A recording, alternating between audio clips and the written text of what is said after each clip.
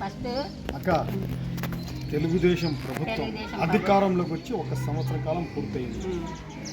గౌరవ ముఖ్యమంత్రి వర్యులు శ్రీ నారా చంద్రబాబు నాయుడు గారు, గౌరవ మంత్రి వర్యులు మండిపల్లి రాంప్రసాద్ రెడ్డి గారు వారి యొక్క ఆదేశాలతో ప్రతి ఇంటికి వెళ్ళి మీ కష్టాలు విని కష్టాలు తెలుసుకొని పరిపాలన ఎలా ఉన్నది, పరిపాలనలో మీరు సంతోషంగా ఉన్నారా లేదా అవన్నీ తెలుసుకొని మీ సమస్యలు పరిష్కరించేందుకు గానే మేము ఇంటి వద్దకు వచ్చామమ్మా. మీకు ఈ సంవత్సర కాలంలో మీకేమైనా మా పరిపాలనలో అంటే చంద్రబాబు నాయుడు గారి పరిపాలనలో మీకేమైనా కష్టాలు ఏమైనా ఉన్నాయమ్మా? సంతోషంగా ఉన్నారు, బాగా ఉన్నారు, లక్షణంగా ఉన్నారు ఏమ్మా? మీకు దీపం పథకం కింద 2 సిలిండర్లు వచ్చాయి. ఇంతకు ముందు ఎట్లుందమ్మా? కట్టెల దాంట్లో వంట చేసుకుంటున్నారు, చేసుకుంటున్నారు, కష్టం లేకుండా చేసుకుంటున్నారు. గతంలో ఇవ్వలేదు కదమ్మా జగన్మోహన్ రెడ్డి, ఆయన ఇవ్వలేదు. చంద్రబాబు నాయుడు గారు వచ్చిన తర్వాత చెప్పిన ప్రకారంగా 3 గ్యాస్ సిలిండర్లు సంవత్సరానికి ఉచితంగా ఇస్తామన్నారు. చెప్పిన ప్రకారంగా ఇప్పటికి మీరు 2 సిలిండర్లు మీకు వచ్చాయన్నమాట.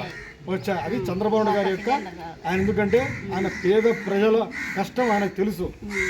పేద ప్రజల కష్టాలు తీర్చాలని చెప్పి ఆయన మన కోసమే ఆయన 18 గంటలు నిరంతర శ్రామికునిగా మన కోసం కష్టపడుతున్నాడు. అందుకే మీ ఇండ్ల దగ్గర కోసమే వచ్చింది. మాకేమైనా తప్పులుంటే చెప్పండి అని చెప్పి మీ ఇళ్ళ దగ్గరకు వచ్చాము. అవి వచ్చి స్ట్రైక్ చేస్తున్నారు రాష్ట్రం మొత్తం మీద వచ్చి. వాళ్ళు నీళ్లు వదిలిపెట్టే బాయ్స్ వచ్చి స్ట్రైక్ చేస్తున్నారు. మీకు రేపటితో ఆ సమస్య పూర్తవుతుంది.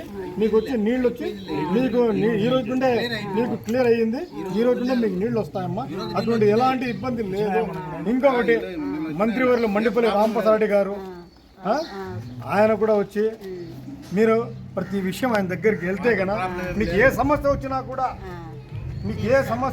కూడా ఆయన ఇంటి వద్ద ఆయన దగ్గరికి వెళ్తే కనుక క్యాంప్ ఆఫీసులు అందరూ ఉంటారు. మీరు వెళ్ళి అడిగితే ఆ సమస్యను ఆయన పరిష్కరిస్తారమ్మా. ఎందుకంటే ఏదైనా సమస్య వస్తే అక్కడికి వెళ్ళాలి. మీ చుట్టుపక్కల ఉంటారు, ఏదైనా సమస్య ఉంటుంది. ఆ సమస్య మీరే ఎవరికి చెప్పకపోతే ఎవరు చేయరమ్మా. ఆ సమస్య ఇది ఉండదని చెప్పి వచ్చిన తర్వాత రాంప్రసాద్ రెడ్డి గారు ఆఫీస్ దగ్గర వస్తారు. వచ్చిన తర్వాత మీరు వెళ్ళి కలిసి మీ పక్క ఇంటి వాళ్ళకి ఏదైనా సమస్య ఉంటే కూడా అతన్ని సార్కి వెళ్ళి సార్కి వెళ్ళి చెప్పారంటే కదా ఆయన తప్పకుండా పరిష్కరిస్తాడు. ఈ రోడ్డు కూడా వచ్చి తెలుగుదేశం ప్రభుత్వంలో వేసిందే రోడ్డు కూడా ఇది. కానీ జగన్మోహన్ రెడ్డి గారి ప్రభుత్వంలో ఏం చేయలేదు. వాళ్ళు ఎవరు మీ ఇంటి వద్దకు రాలేదు.